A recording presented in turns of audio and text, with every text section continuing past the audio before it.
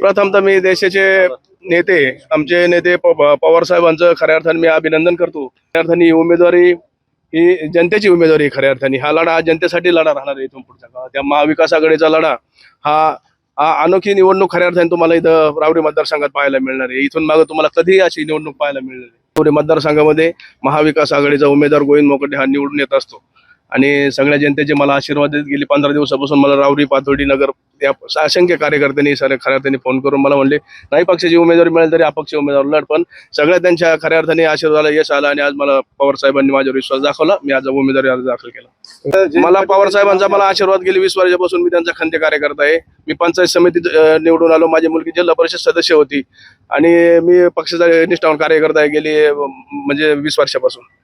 मूलभूत प्रश्न कांद्याला बाजार नाही. भाजप सरकारने कांद्या शेतकऱ्यांकडे कधी लक्ष दिलं नाही. ऊसाचं खूप मोठं क्षेत्र खऱ्या अर्थाने रावरी मतदारसंघात आहे.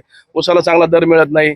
हे सगळे असंख्य शेतकऱ्यांचे प्रश्न घेऊन खऱ्या अर्थाने पुढील काम करणार आहे.